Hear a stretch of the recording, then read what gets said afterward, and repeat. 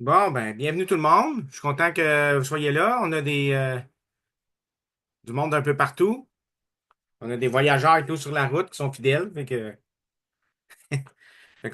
suis content que vous soyez là. À soir, on va, on va prier en premier.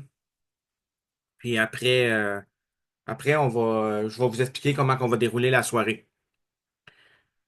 Merci Jésus pour ton amour envers nous. Merci pour ta grâce. Merci de nous avoir sauvés, de prendre soin de nous, Seigneur. Et on te prie de nous éclairer ce soir à travers cette étude du livre de Daniel afin qu'on puisse comprendre, Seigneur. Viens nous aider à comprendre l'ampleur de ce que tu as fait à la croix.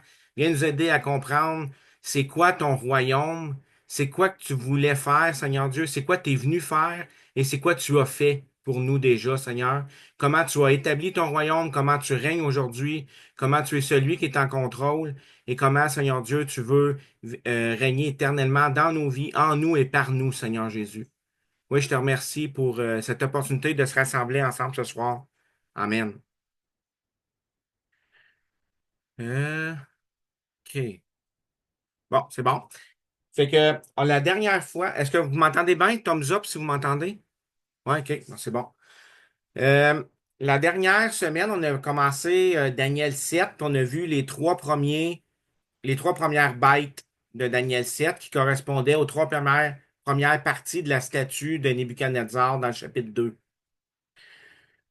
Puis on n'a pas eu assez de temps pour se rendre à la quatrième bête, qui est au verset 7. Donc Daniel 7, c'est là qu'on va commencer à soir. On va voir c'est quoi la quatrième bête en partie. Puis on va la revoir plus tard dans d'autres chapitres. De toute façon, cette bête-là à l'œuvre. Puis on la voit surtout aussi dans l'Apocalypse. Dans l'Apocalypse, en passant, c'est juste cette bête-là qu'on voit.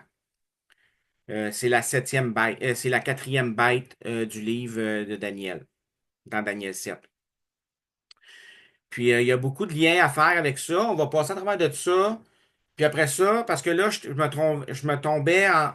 Parce que sur le royaume de Dieu, au verset, je pense que c'est 10, on commence à voir le royaume de Dieu entrer en place.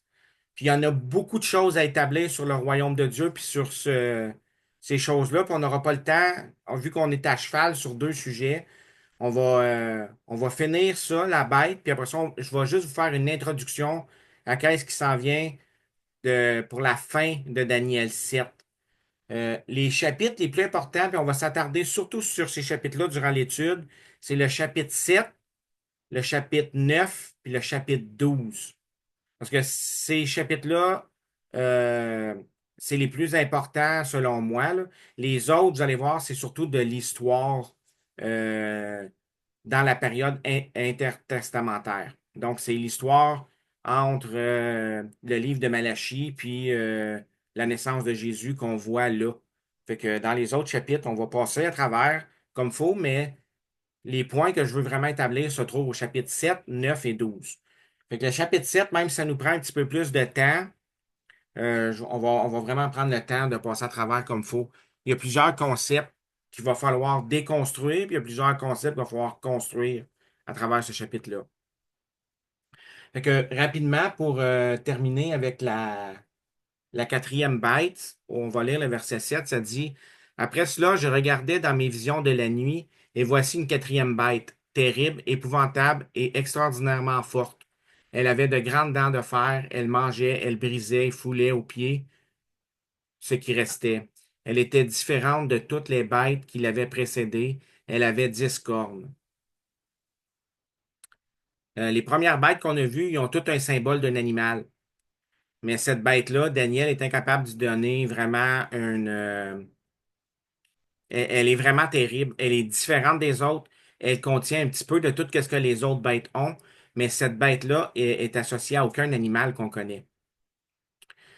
Euh, L'interprétation des érudits pendant jusqu'à à peu près en les années 1700, tout le monde s'entendait, même après la Réforme, que la quatrième bête, c'était l'Empire romain. Euh, ouais, je vais juste changer de.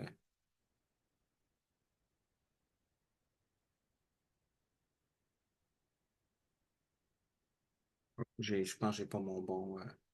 OK. Anyway. Puis, c'était l'Empire romain. Puis, avant que, avant même que Jules César devienne maître de l'Empire romain, toute la Méditerranée avait été soumise déjà. Tout le tour de la mer Méditerranée avait été soumise à l'Empire romain.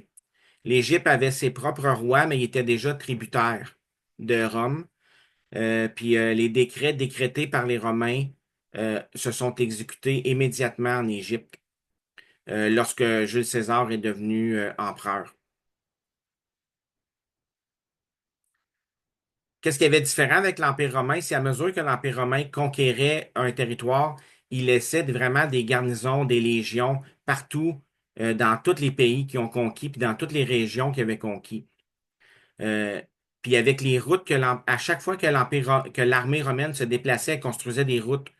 Fait que ça l'a créé une manière très, très rapide de bouger les armées puis d'exercer un contrôle très, très fort sur les nations qui avaient été conquises. Les armées romaines ont été partout dans le monde connu. Ils ont terrorisé toutes les nations par lesquelles ils sont passés. Les nations par lesquelles les Romains sont passés sont tombés dans la panique, puis ont été dépouillés de tout ce qu'ils possédaient. Les Romains ont fait des esclaves de toutes les nations qu'ils ont pris, puis ils ont été vraiment terribles. Euh,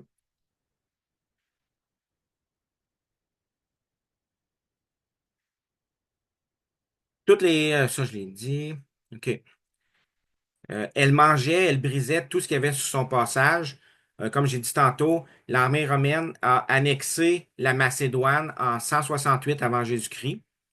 Ensuite de ça, elle a annexé le royaume de Pergame en l'an environ 133 avant Jésus-Christ. La Syrie a été conquise par l'armée romaine en 65 avant Jésus-Christ, puis l'Égypte en l'an 30 avant Jésus-Christ. Fait que lorsque Jésus est né, là, l'armée romaine contrôlait déjà le monde. Et en fait, Jésus est né durant la Pax Romana, c'est la paix, c'est une des plus grandes paix de l'Empire romain. C'était une paix qui était vraiment maintenue avec l'épée, mais c'était qu'est-ce qui était connu comme la plus grande paix romaine a été sous César Auguste, puis elle a duré une trentaine d'années.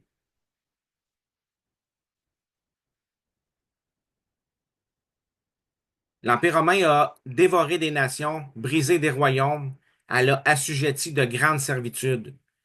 Euh, Lors de la première guerre servile, la guerre, les esclaves romains se sont révoltés à plusieurs fois durant l'Empire romain.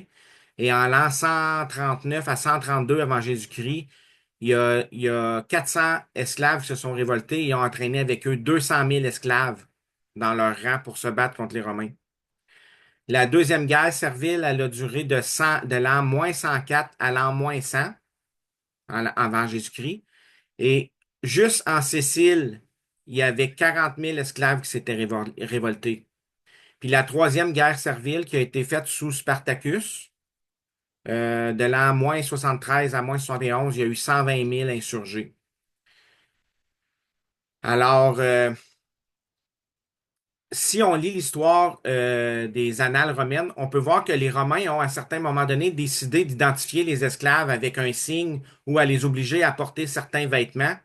Mais il y avait tellement d'esclaves dans l'Empire romain que le Sénat a décidé qu'il ne pouvait pas faire ça parce que les esclaves allaient se reconnaître entre eux et réaliser qu'ils étaient plus nombreux que que la population elle-même. Tellement il y avait d'esclaves qui avaient été faits par les Romains. Ensuite de ça, les nations qui ont été conquises, ils ont été obligées de payer de lourdes taxes et de grands tributs. Les armées romaines n'ont jamais, la plupart du temps, en tout cas, là, ici, j'ai jamais, là, mais tu sais, je veux pas dire jamais, mais les armées romaines, normalement, ne rémunéraient jamais les armées alliées. Elles épuisaient leurs propres biens en les aidant, puis ils prenaient leurs propres ressources. Ils ont saisi les biens d'une ville, puis les ont donnés à une autre ville, puis ils se sont amusés à vendre les terres qu'ils avaient conquises, à changer les rois des provinces, à changer, etc. L'armée romaine a vraiment conquis le monde et maintenu une main de fer sur cette portion du monde-là qu'elle avait conquis.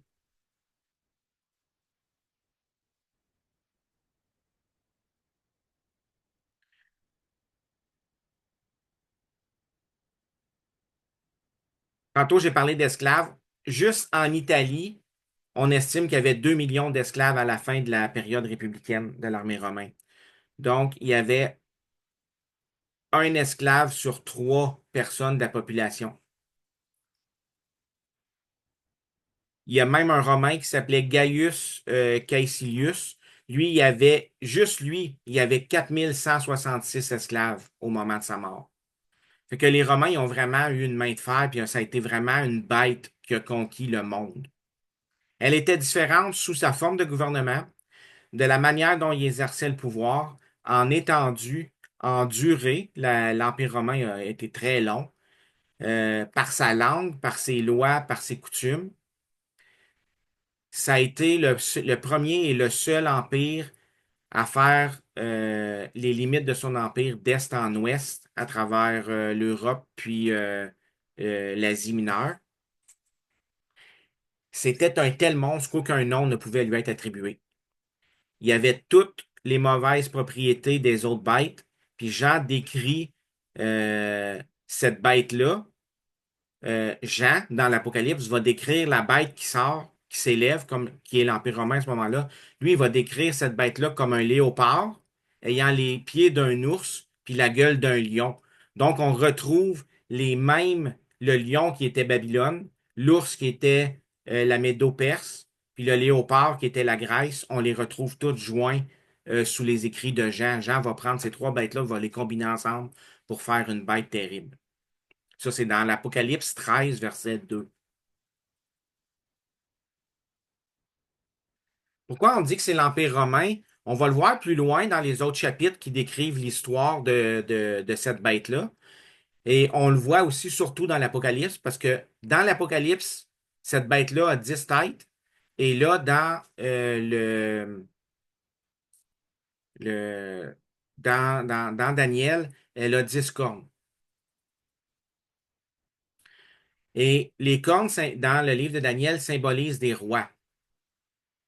Et là, euh, dans l'Apocalypse, verset 17, chapitre 17, verset 7, on voit Jean qui décrit, qui parle, puis il dit euh, les 10 cornes que tu as vues, ça c'est dans Jean, dans l'Apocalypse, je veux dire, les 10 cornes que tu as vues sont 10 rois qui n'ont pas encore reçu le royaume, mais ils auront le pouvoir comme roi avec la bête pour une heure. Et après ça, il va parler dans Daniel 7, au verset 24, il va dire qu'il y a une corne qui va s'élever, qui va être différente des premiers, puis elle va abaisser 3 rois. Et, euh, et ces rois-là, on peut les reconnaître par l'histoire parce que euh, jusqu'à la fin de la nation juive, il y a eu 10 Césars qui ont régné sur Israël, jusqu'à ce qu'Israël soit détruit. Et, euh, et ces rois-là ont commencé un peu avant la naissance de Jésus. C'est les 10 Césars, puis je vais vous les énumérer.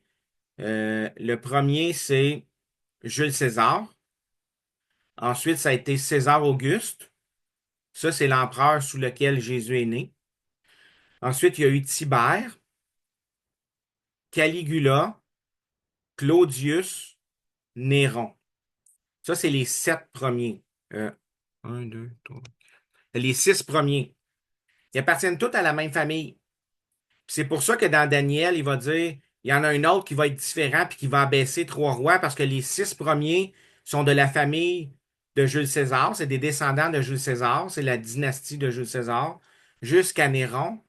Et Néron, lorsqu'il va mourir, euh, il y a 3 Césars qui vont s'élever, Galba, Otto, Vitellius.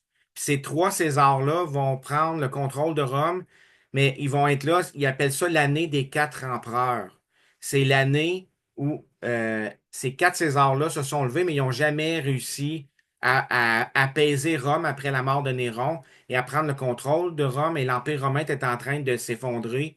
Et ces trois prétendants au siège de Rome-là, Galba, Otto et Vitellius se sont fait la guerre entre eux autres, puis étaient en train de détruire l'Empire romain, jusqu'à ce que Vespasien euh, soit nommé empereur par les légions d'Égypte, puis il a réussi à anéantir ces trois prétendants au siège de Rome là. Et à la fin de tout ça, c'est la fin des Juifs. Vespasien, c'est lui qui a détruit Jérusalem puis qui a détruit le temple. C'est lui qui a mis fin aux outils de l'ancienne alliance. C'est sous Vespasien que l'ancienne alliance a été détruite et anéantie. Ça, on va y revenir plus tard.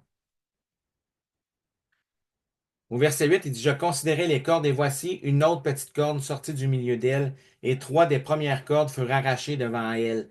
Et là, on parle vraiment de Vespasien. Voici cette corne avait des yeux comme des yeux d'homme et une bouche qui proférait de grandes choses.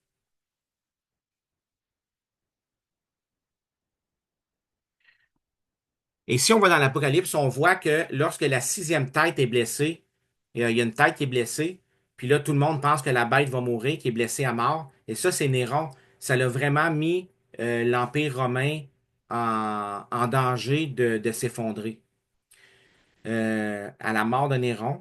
Et là, l'année qui a suivi, ça, c'est en l'année 68 après Jésus-Christ, de la période de juin 68 aller en décembre 69, il y a eu les trois empereurs qui se sont succédés ou qui se sont entrebattus. Galba, Otto, Vitellius. Pourquoi qu'on dit qu'il y a cette petite corne-là qui sort je pense que c'est dans l'Apocalypse qu'ils disent que cette corne-là personne ne s'attendait à ce qu'elle sorte. Et c'est le cas de Vespasien. Vespasien, il n'était pas pantoute prétendu au trône de Rome. Il n'y avait rien qui disait qu'il deviendrait empereur un jour. En fait, Vespasien, il avait eu une carrière plutôt chaoteuse. Il avait travaillé pour Néron, puis il avait été envoyé en Égypte. Mais en Égypte, Vespasien avait décidé de ne pas utiliser son pouvoir pour voler le peuple ou pour charger des impôts forts. Puis Vespasien s'est ruiné en Égypte. Lorsqu'il est revenu d'Égypte, il était en faillite. Puis il a commencé à vendre des mules pour l'armée romaine. Il a commencé à élever des mules, puis à vendre des mules. Puis à un moment donné, Vespasien s'est endormi durant un concert que l'empereur Néron donnait. Puis ça l'a emmené dans les disgrâces de Néron, puis il est obligé de lâcher la politique parce qu'il y avait du danger pour sa vie. Et, euh, et par le hasard de Dieu, on va dire, lorsque Néron est mort, puis que les trois empereurs se sont succédés, ce qui avait fait la ruine de Vespasien en Égypte, à cause qu'il avait été bon avec les gens là-bas, ben c'est eux qui ont acclamé Vespasien comme empereur. C'est les légions d'Égypte qui ont acclamé Vespasien comme empereur. Puis l'Égypte, c'était le grenier de Rome. Puis là, ils ont retenu le grain d'Égypte pour pas l'envoyer à Rome. Puis ça l'a amené une famine à Rome. Puis ça l'a permis à Vespasien de partir là-bas puis de reconquérir Rome de la main de ces empereurs-là. Pendant ce temps-là, il y avait plusieurs révoltes. La Gaule était en révolte, la Judée était en révolte, l'Espagne était en révolte. Alors, il y avait des révoltes partout à la grandeur de l'Empire romain, et la plus grande de ces révoltes-là, c'était la révolte en Judée. Et lorsque Néron est mort, Vespasien était déjà en Judée avec son fils pour, euh, pour anéantir la révolte. Et c'est Titus, son fils, qui a conquéri Jérusalem, détruit Jérusalem et détruit le temple de Jérusalem. Lorsque... ouais, c'est ça.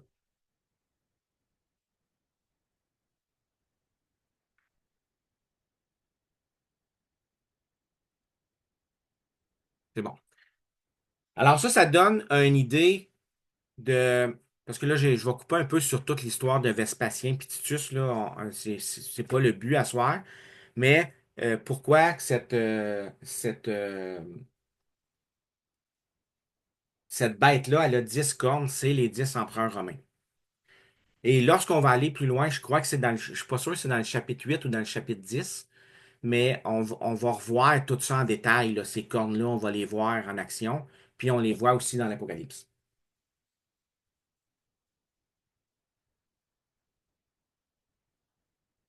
Ça, j'ai dit, ça, j'ai dit. OK. Est-ce qu'il y en a qui ont des questions? Puis en attendant, je vais préparer mon deuxième. Là, on va commencer sur juste une introduction au royaume de Dieu qui s'en vient. Là, Daniel va partir, va quitter le territoire des bêtes, des quatre bêtes, puis il va entrer dans sa vision, il va voir apparaître ou voir naître le royaume de Dieu. Fait que s'il y en a qui ont des questions, juste avant qu'on continue, est-ce que c'est clair, les quatre bêtes, qui qu'ils sont historiquement, ou il y en a que c'est encore pas clair, ou qui sont pas sûrs, ou qui ont des doutes, ou qui aimeraient juste dire, qui ont des questions, peut-être que je peux répondre à ça. Là, j'ai pas amené tous les faits historiques à 100% dans mon exposé.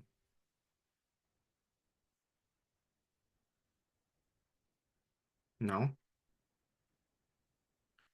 Je vais fermer ça. Juste une petite question, Pat. Ouais, Quand tu parles de royaume de Dieu, ouais. OK, tu parles de la Nouvelle Jérusalem, de la Nouvelle Alliance, hein? Ouais, ça va venir oui, ça va venir à déboucher vers ça, effectivement, la Nouvelle Jérusalem, la Nouvelle Alliance. Mais en fait, quand je parle du royaume de Dieu, mettons, par rapport à Daniel, on va le définir plus comme le royaume du Messie. C'est le Messie qui vient, puis qu'est-ce qu'il vient faire, le Messie? C'est quoi ça? Comment il vient régner? C'est quoi les attentes, puis c'est quoi dans le concret qu'on va voir? Parce que les attentes des Juifs, c'est un peu les mêmes que les notes, vous allez voir, là, dans mon introduction présentement, c'est ça qu'on va voir un peu. Mais quand que je parle le royaume de Dieu, je parle du royaume du Messie. Je parle du règne de Jésus, en fait. Quand est-ce que Jésus est venu régner? Quand est-ce que son règne a commencé? Puis qu'est-ce que ça a eu comme incidence sur le monde?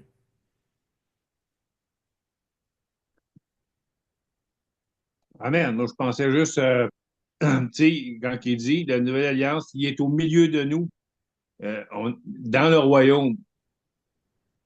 C'est comme le nom de la ville, Ézéchiel 48-35, le dernier verset. Le nom de la ville, c'est El Shammah. Donc, la Nouvelle Jérusalem. Fait que Jésus dit, Dieu dit, je suis avec vous, je suis présent avec vous Mhm. dans le royaume. Tout à fait.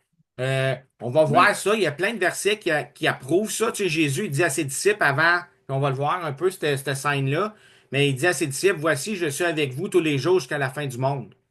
Fait que, tu sais, Jésus, euh, oui, il est au ciel, mais nous, on voit vraiment tout le temps tout au ciel, puis on voit pas vraiment on croit pas ou on voit pas vraiment ce que Jésus fait sur la terre, mais puis notre espérance est vraiment toute au ciel. Puis c'est vrai que le royaume de Dieu est au ciel, mais en même temps, qu'est-ce que ça produit dans nos vies? Qu'est-ce que ça a produit dans la vie des disciples, des apôtres? Ça va changer notre manière de voir les choses et de penser. Ça, on va le voir en s'en allant là, avec les prochains versets. C'est ça aujourd'hui que je veux juste introduire, dans le fond. Euh, ça va être ça on va introduire un peu, si vous voulez. Euh, comment ça, je suis pas capable de... OK. Fait que le prochain verset qu'on va lire, c'est le verset 9. Et là, Daniel va partir de voir les bêtes, puis là, il dit qu'il regarde ces bêtes-là. Je regardais jusqu'à ce que des trônes furent placés. Et là, aujourd'hui, on va couvrir peut-être 7, 8 versets, mais on va y revenir la semaine prochaine en détail les types ou les symboles ou les signes qu'on voit dans ces versets-là. Aujourd'hui, je vais juste faire une introduction. Mais il dit, je regardais jusqu'à ce que des trônes furent placés et que l'ancien des jours s'assit. Son vêtement était blanc comme la neige et les cheveux de sa tête étaient comme de la laine pure. Son trône était comme des flammes de feu, ses roues comme des feux ardents. Et là, c'est important parce que Daniel a vu les bêtes qui sont assis sur les trônes, sur le trône du monde. les bêtes qui règnent. Daniel a eu une vision des 500-600 prochaines années qui vont se dérouler. Il voit tous les empires qui vont régner sur la terre. Et là, tout à coup, il va introduire quelque chose de différent. Il regarde, puis là, il y a des trônes qui sont placés. Et là, l'ancien des jours s'assit pour juger, pour faire un jugement. Et on va voir tantôt c'est quel type de jugement qu'on parle. On parle pas d'un nécessairement, quoique ça comprend ça, mais on parle pas nécessairement d'un jugement comme une punition, mais c'est des décrets que Dieu va commencer à établir. Dieu va, tu sais, la Bible a dit que Dieu, c'est lui qui place les rois, il les établit. Mais là, Dieu va s'asseoir puis il va établir des nouveaux gouverneurs du monde, si on veut. Des trônes furent placés, ça ressemble beaucoup au verset qu'on voit dans Apocalypse 20, verset 4. Et je vis des trônes, et fait que là, dans Jean, il voit la même chose, il voit des trônes. Et là, il voit ceux qui sont assis dessus. Et il dit, le jugement leur fut donné, et je vis aussi les âmes de ceux qui avaient été décapités pour le témoignage de Jésus et pour la parole de Dieu, et ceux qui n'avaient pas adoré la bête ni son image, et qui n'avaient pas reçu sa marque sur leur front ou dans leurs mains, et ils vécurent et régnèrent avec Christ pendant 1000 ans. On est habitué de voir ce passage-là, puis on va voir tantôt c'est quoi le contexte de tout ça. Ok, nous, on voit, la plupart des chrétiens aujourd'hui voient tout ça dans le futur. Euh, Mais Jean, pour lui, quand il voit pas ça tant dans le futur. Il y a déjà du monde assis sur les trônes, puis le jugement leur est donné. Et ça, on va le voir dans Daniel 7, les versets plus loin. Dieu va donner pouvoir à des gens au sein du Très-Haut. On va le voir plus tard, ça, on va le voir juste la semaine prochaine. On va continuer à lire. Un fleuve sortait et se répandait devant lui. On va voir le fleuve aussi la semaine prochaine. Comme j'ai dit, tous les détails de tout ça, on va le voir. 1000 milliers le servaient et 10 000 millions se tenaient devant lui. Le jugement se tint et les livres furent ouverts. Rappelez-vous de tout ça, on va en parler tantôt. Donc, ce qui se passe présentement dans Daniel, si on prend Daniel seulement, Daniel regarde, il y a des trônes qui sont placés. Dieu s'assoit sur le trône. Je pense pas qu'on a besoin de débattre que c'est Dieu, là. L'ancien des jours, c'est Dieu. Dieu s'assoit sur le trône et là, son trône est décrit. Il y a un fleuve de feu qui sort. Il y a plein de personnes qui servent Dieu. Et là, il y a un jugement qui est fait, il y a un décret qui est donné et il y a des livres qui sont ouverts. Et on va voir ça tantôt. Et là, Daniel parle, puis il dit, je regardais alors dans ses visions de la nuit et je vis comme le Fils de l'homme. Non, je suis trop loin, là. Je regardais alors à cause du bruit des paroles orgueilleuses que la corne proférait. Je regardais jusqu'à ce que la bête fût tuée et que son corps périt et elle fut livrée au feu pour être brûlée. Quant aux autres bêtes, la domination leur fut aussi ôtée, quoiqu'une prolongation de vie leur eût été accordée jusqu'à un temps déterminé. Donc Dieu s'assoit sur le trône, il fait un jugement, il donne un décret, il y a des livres qui sont ouverts, et là, la bête est tuée, et il y a d'autres bêtes qui sont là, dont la domination leur est enlevée, mais la vie leur est préservée jusqu'à un temps déterminé. Et là, Daniel dit, je regardais dans ces visions de la nuit, et je vis comme le Fils de l'homme qui venait sur les nuées du ciel, et il vint jusqu'à l'ancien des jours, et on le fit approcher de lui.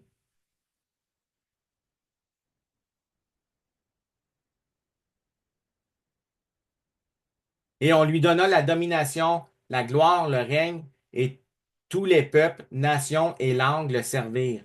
Sa domination est une domination éternelle qui ne passera point, et son règne ne sera point détruit.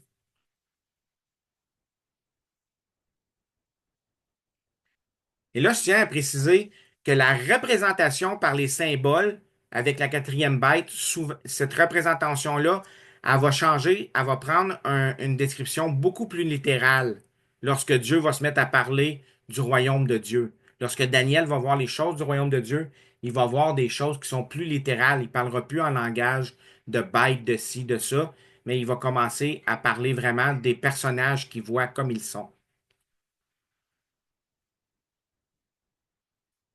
Daniel euh, évite toute représentation du Messie par des symboles. Il va parler du Messie avec un langage ouvert.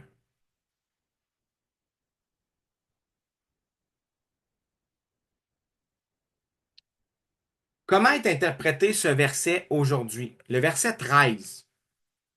Je regardais dans ces visions de la nuit et je vis comme le Fils de l'homme qui venait sur les nuées du ciel et il vint jusqu'à l'ancien des jours et on le fit approcher de lui.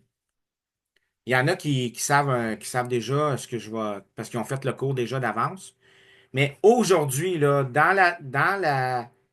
c'est quoi ce verset-là est utilisé pour enseigner quoi?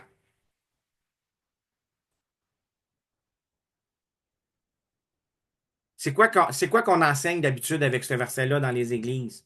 C'est quoi ce verset-là, là, vous l'avez entendu des centaines de fois. Il était utilisé pour quoi?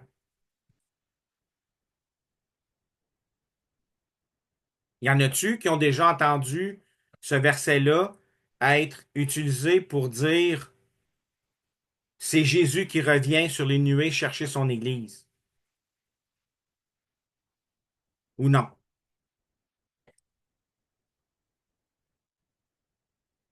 Francis, tu as déjà entendu ça?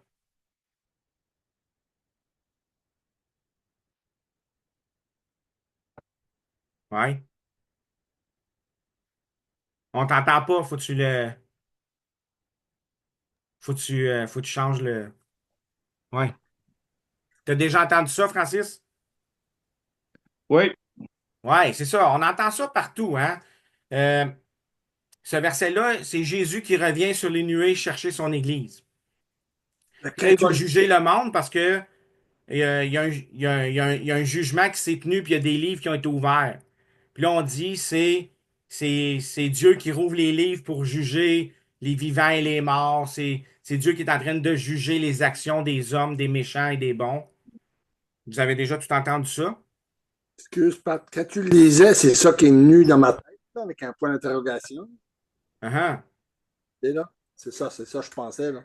Ouais, c'est ça. C'est ça que tout le monde lit. Mais par contre, si on lit le verset tranquillement, mettons, Paul, c'est où ce qui va? Quand tu lis le verset 13 là, le Fils de l'homme, il s'en va où?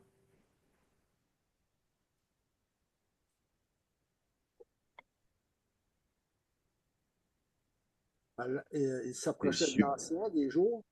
C'est ça. Dans ce verset-là, c'est bizarre qu'on fait dire que c'est Jésus qui revient sur la terre chercher l'Église, parce que dans ce verset-là, le Fils de l'homme s'en va jusqu'à l'ancien des jours et on le fait approcher de lui. Donc, ce verset-là ne dit pas Jésus revient chercher quelqu'un. Il dit Jésus s'approche de quelqu'un. Jésus s'en vient pas sur la terre. Jésus s'en va vers l'ancien des jours. Puis on fait approcher Jésus de... euh, on fait approcher Jésus de l'ancien des jours. Est-ce qu'il y a des passages dans le Nouveau Testament que vous pouvez placer ce verset-là à cette heure qu'on est dans ce mindset-là? Parce que le Oui, verset ne dit pas que Jésus revient. Le verset dit Jésus, il est sur les nuées, puis on le fait approcher de l'ancien des jours. oui. Ouais, où c'est qu'on voit ça dans le Nouveau Testament? Matthieu 26, 64. Ouais, ça c'est quand Jésus parle à Pilate. Il parle au souverain sacrificateur. Ouais, Quand il dit Jésus leur répondit, tu l'as dit, de plus, je vous déclare, vous verrez désormais le Fils de l'homme assis à la droite de la puissance de Dieu et venant sur les nuées. ouais, on le voit là. Ça, on va en parler la semaine prochaine, pas mal de ça. C'est un On bon peut point, penser mais aussi à Acte 1, 11. acte un, ouais. Qu'est-ce qui se passe dans acte un? c'est que Jésus est avec ses disciples et là, il est enlevé dans les nuées. Et il s'en va où, Jésus? Dans Acte 1, il s'en va rejoindre l'Ancien des jours, right? Oui. Donc, ce verset-là, là, il est associé avec Acte 1. Jésus est enlevé dans les nuées, puis il s'en va vers le Père. Et c'est ça qu'on lit ici dans le verset 13. Je vis comme le Fils de l'homme venant sur les nuées, et il vint jusqu'à l'Ancien des jours, et on le fit approcher de lui. Ça, c'est dans Acte 1, verset 6. Et il y a un autre passage qui explique la même chose que ça. Et c'est Jean qui voit ça. Il voit la même scène dans l'Apocalypse, Apocalypse 5. Et là, Jean, lui, il voit ça, mais il ne voit pas comme les disciples l'ont vu quand Jésus est élevé, mais il voit le même événement. Mais il le voit du ciel. Il est devant le trône de Dieu. Et là, il y a des livres qui doivent être ouverts dans Apocalypse 5, qui font référence aux livres qu'on voit ici au verset 11. Non, au verset 10. Et là, personne n'est capable d'ouvrir le livre. Et tout à coup, il y a quelqu'un qui s'approche de l'Ancien des jours dans Acte 5. Et c'est qui? C'est l'agneau qui a été immolé. Et lui, il se présente devant Dieu. Et là, à cause de qu'est-ce qu'il a accompli, il est reconnu digne d'ouvrir les livres qui sont là et de s'asseoir là. Donc, ce passage-là de Daniel 7, verset 13, on voit la même scène d'un point de vue terrestre dans Acte 1. Jésus monte au ciel et s'en va vers l'Ancien des jours. Et on le voit arriver dans Apocalypse 5. Jean, dans sa vision, voit Jésus au ciel. Ben, en fait, il voit le trône au ciel et il voit Jésus s'approcher. Et qu'est-ce qui se passe lorsque Jésus s'approche? On lui remet la domination. On le reconnaît roi. C'est là que Jésus est couronné au ciel. Il est reconnu digne à cause qu'il est de l'agneau immolé et qu'il est le lion de Juda. Il est reconnu digne d'ouvrir les sceaux et il est reconnu digne de s'asseoir auprès du Père.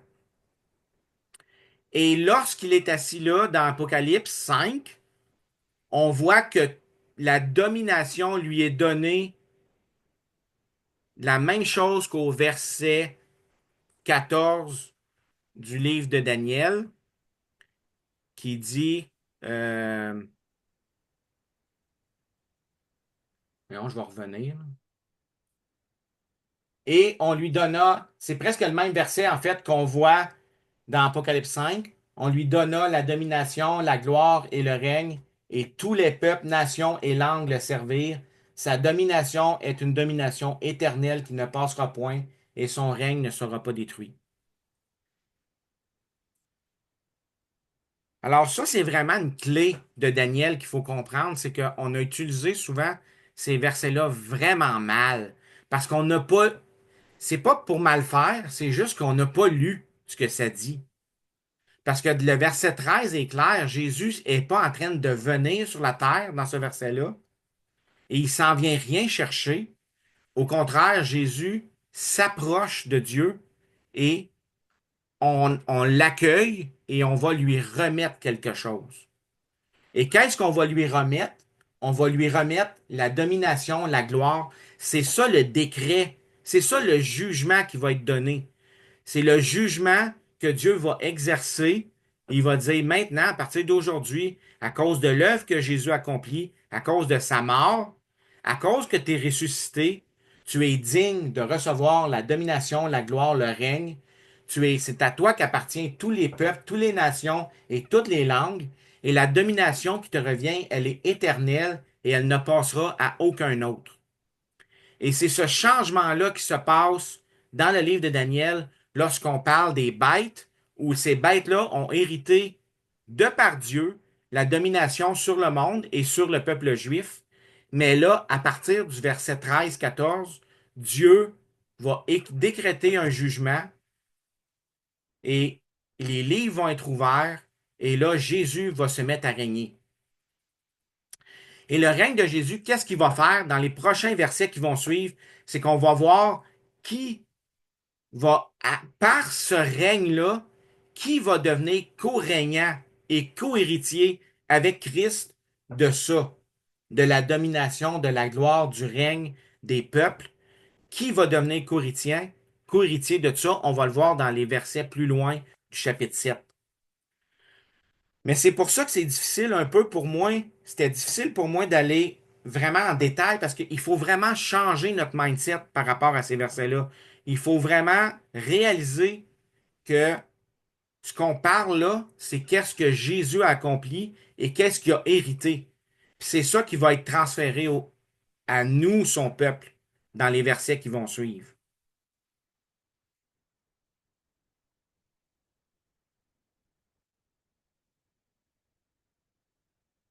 La plupart des commentaires bibliques, vous allez voir des commentaires qui ressemblent à ça lorsqu'ils vont commenter sur ce passage-là.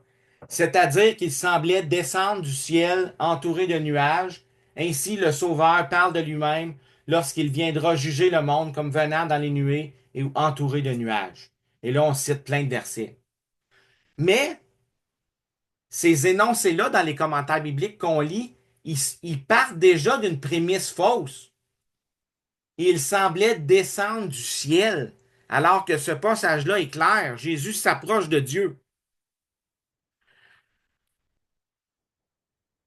C'est pour ça qu'on a des théologies vraiment tout croche, parce qu'on lit mal. Et après ça, on émet des énoncés qui sont contraires à ce que le passage dit. Et là, on extrapole après ça tout plein de grandes choses. Donc, Daniel 13, c'est l'agneau de Dieu qui reçoit le royaume. On voit ça dans Apocalypse 5. Et cette scène-là, elle est décrite aussi de point de vue terrestre dans l'ascension de Acte 1.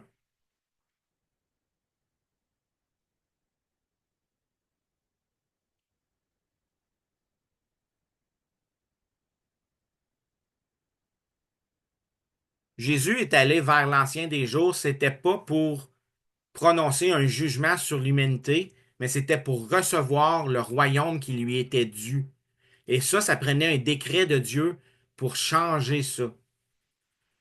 Le Messie, en établissant son royaume dans le monde, va recevoir ce royaume-là de la main du Père. Et ça, on voit ça partout dans le Nouveau Testament. Mais quand on lit, nos yeux sont aveuglés, on ne le voit pas. Nous, on assume toujours que le royaume de Dieu, ça va être justement comme qu'est-ce que le monde appelle le millénium, puis que là, Dieu va régner, puis nous, on va régner, puis on va exercer des jugements sur les gens, mais vraiment d'une façon physique. On pense qu'on va être assis sur des trônes, on pense qu'on va être assis. Mais pourtant, on l'est, parce que le Nouveau Testament est plein de passages là-dessus qui dit qu'on est assis avec Christ dans les lieux célestes, qu'on est un peuple de rois et de sacrificateurs, que c'est ça notre mandat. Par contre, c'est quoi le jugement qu'on exerce sur le monde? C'est qu'on est des réconciliateurs. On réconcilie les gens avec Dieu. Dans Luc 17, 20, les pharisiens demandent à demandent à Jésus, c'est quand que le royaume de Dieu va arriver?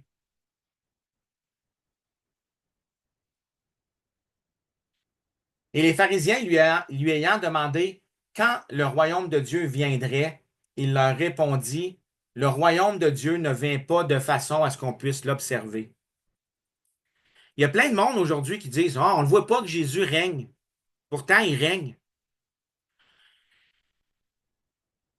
La Bible est claire là-dessus. Jésus dit, on ne dira pas le royaume, le voici ici ou le voilà là, car le royaume de Dieu est au milieu de vous. Et maintenant, nous, comme les saints de Dieu, comment on met ce royaume de Dieu-là en application? Comment on le manifeste? C'est on le manifeste de plein de manières, en chassant des démons, comme Jésus faisait, en guérissant des malades, en prêchant l'Évangile, en faisant du bien, en exerçant la miséricorde, en exerçant la compassion, en nourrissant les malheureux, les faibles, les pauvres. Jésus dit dans Jean 18, verset 36, mon royaume n'est pas de ce monde. Il, il dit ça à Pilate, je pense. Je me sens en tout cas. Si mon royaume était de ce monde, mes serviteurs combattraient afin que je ne fusse pas livré aux Juifs. Mais maintenant, mon royaume n'est pas d'ici-bas. Et nous, et les Juifs, eux, ils attendaient un Messie qui était pour manifester le royaume de Dieu en, de façon très, très, très visuelle, en battant les armées romaines, en prenant la possession du royaume des Romains, puis en devenant roi de la terre eux-mêmes. C'est ce que les Juifs pensaient qu'ils étaient pour faire sous le Messie. Et qui est d'accord pour dire que les Juifs se sont trompés en pensant ça? C'est d'accord, Paul? Les autres, je ne les vois pas, là, mais on est tous d'accord que les Juifs s'étaient trompés et Jésus n'était pas venu combattre les Romains ou combattre les méchants ou, euh, ou emmener un gouvernement de justice euh, visible, là, comme vraiment physique sur la terre, à amener des décrets, puis des ci, puis des ça. Mais ma question, c'est à quel moment l'Église, elle, s'est appropriée cette fausse idée-là? Parce que si les Juifs se sont trompés sur l'essence du royaume de Dieu, pourquoi aujourd'hui, nous, l'Église, on prêche que le royaume de Dieu va être ça, ce que les Juifs ont pensé? Nous, on prêche ça, on dit Jésus va revenir, il va mettre des trônes, on va tout être régner sur des villes, on va tout. On pense que ce que les Juifs ont manqué, puis qu'est-ce qui s'était trompé, c'est drôle, nous, les chrétiens, on s'est approprié ce mensonge-là. Jésus dit mon royaume n'est pas de ce monde. Mon royaume ne vient pas frapper les regards. Et nous, les chrétiens, on prêche que bientôt, il va y avoir un royaume de ce monde, et il va y avoir un royaume qui va frapper les regards. Et alors, c'est vraiment une drôle de mentalité, tandis que dans Daniel, là, je reviens à Daniel, il n'y a pas de gap en attente de ce royaume-là. Il n'y a pas de temps. Durant le temps de ces rois-là, durant le temps des Romains, Jésus va venir, il va souffrir, il va être mis à mort par les Juifs, il va ressusciter et il va recevoir le royaume du Père. Et ce royaume-là va être éternel. Et Jésus va prendre des co-héritiers avec lui. Ça, on va le voir dans les versets plus loin. Et ces co-héritiers-là, c'est nous. C'est les chrétiens, depuis le temps que Jésus est monté au ciel, qui se sont succédés. C'est nous qui établissons le royaume de Dieu. C'est nous qui faisons partie du royaume de Dieu. Et c'est nous qui devons manifester ce royaume-là. Mais je ne sais pas pourquoi, c'est comme si on ne le croit pas. On dit, ben non, là, on est sauvé, mais un jour, Jésus, il va sauver la terre, tu sais. Mais Jésus a déjà sauvé la terre, il a déjà hérité la terre. Il a déjà hérité tout ça. Le verset, là, 14, Jésus a déjà hérité tout ça. Et c'est ça qu'on va voir la semaine prochaine. On va avoir beaucoup de versets pour aller voir qu'est-ce que Jésus a hérité et qu'est-ce que ça l'implique pour nous et comment ces choses-là vont se manifester.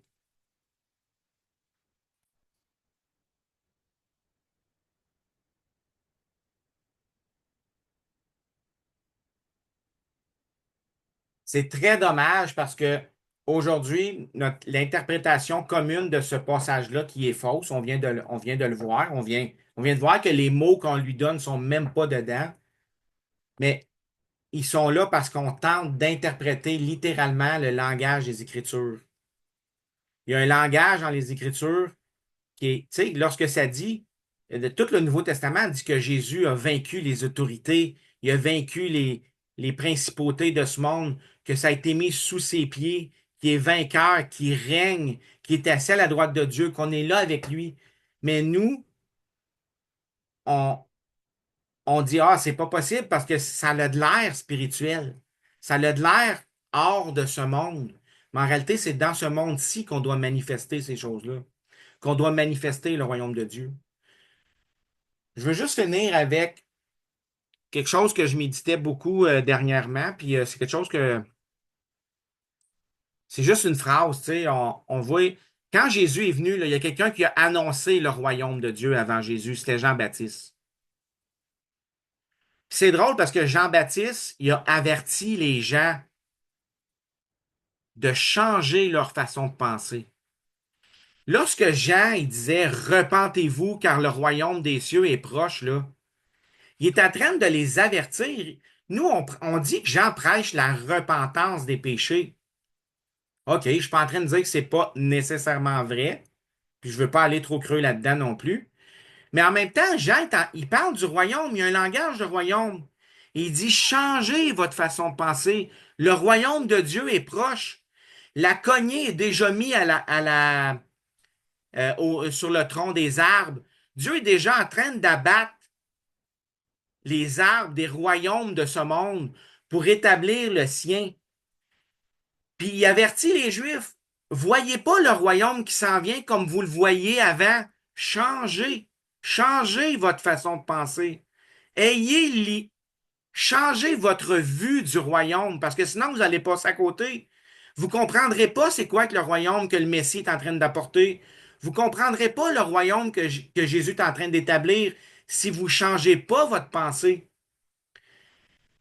Puis il y a beaucoup de personnes qui ont changé leur pensée sur le royaume, puis qui ont accepté l'œuvre de Jésus lorsque les apôtres se sont mis à prêcher l'Évangile. Mais il y a plein de monde qui ont rejeté ça parce qu'ils disaient, ah non, le Messie qui vient, il va battre les Romains.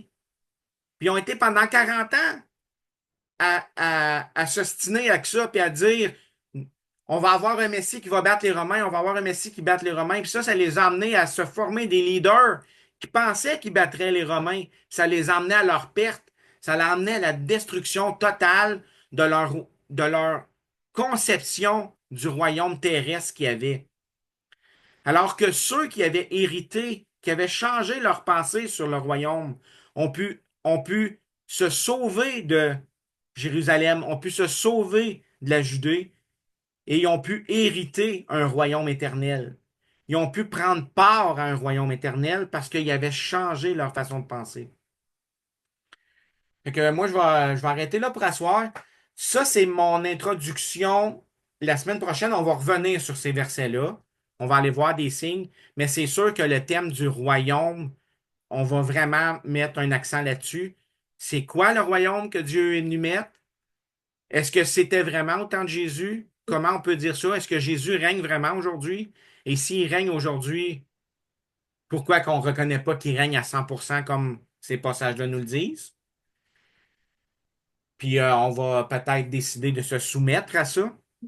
Mais puis après ça, on va voir le verset 13, là, le Fils de l'homme, on a long à faire là-dessus. Le Fils de l'homme, c'est vraiment ce passage-là, il amène la faiblesse, Jésus qui a revêtu la faiblesse humaine. C'est le serviteur, l'esprit de serviteur de Dieu, Jésus qui incarne la faiblesse humaine, mais en même temps qui vient sur les nuées, donc avec la gloire de Dieu. Et c'est cette ambivalence-là, la différence entre la faiblesse humaine que Jésus a revêtue et la gloire qu'il a apportée, que les Juifs ont eu de la misère à concilier, que même nous, aujourd'hui, on a de la misère à concilier. Et c'est vraiment ces deux termes-là qu'on va marteler ensemble. C'est quoi le Fils de l'homme? Qu'est-ce que ça veut dire? C'est quoi l'essence de tout ça? Et c'est quoi ça voulait dire pour un Juif de venir sur les nuées? Et là, on va voir la divinité de Jésus là-dedans. Est-ce qu'il y en a qui ont des commentaires ou des questions? Je vais fermer ça.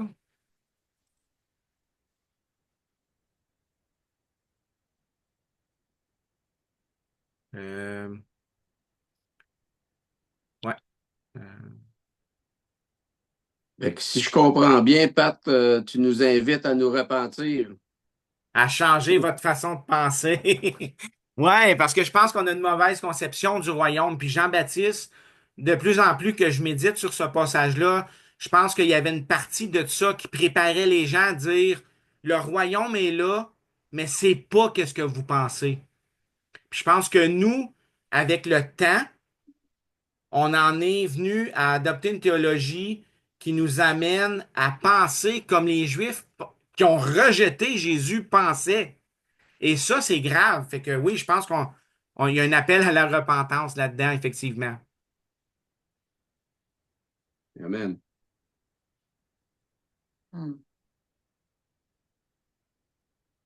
Ouais. Est-ce qu'il y en a qui ont des questions ou des commentaires? J'essaie d'arrêter de sharer ça, mais je sais pas comment. Ben, disons, moi, je l'avais même pas. Ah, ben peut-être que je l'avais pas mis, il y a rien que moi qui le voyais. Je sais pas. OK. Est-ce que vous voyez mon PowerPoint durant ça ou vous voyez juste moi? On ne voyait pas ta PowerPoint. Ah, OK, bon, ben je m'excuse, j'avais oublié de l'allumer. En tout cas, moi, je le voyais, je me suivais pas même. Ouais. Est-ce que, est-ce que, est-ce que c'est sûr que ça choque, ce discours-là? Puis je pense que c'est un point tournant. Daniel 7, c'est un point tournant pour les chrétiens. Ça, c'est sûr, pour comprendre ce qui va suivre dans le reste de la prophétie. Fait que c'est pour ça qu'on va vraiment prendre le temps qu'il faut parce que si on ne comprend pas c'est quoi le royaume, c'est qui Jésus, qu'est-ce que Jésus est venu faire, puis surtout Daniel 7, verset 13, si on ne réalise pas que c'est pas ce que ça parle comme on l'a d'enseigner, le reste, ça s'en va tout en suivant ça, là. Vous n'allez pas être capable de suivre si vous ne réalisez pas cette partie-là. Mais c'est sûr que c'est beaucoup à mastiquer. OK. Je vais éteindre l'enregistrement.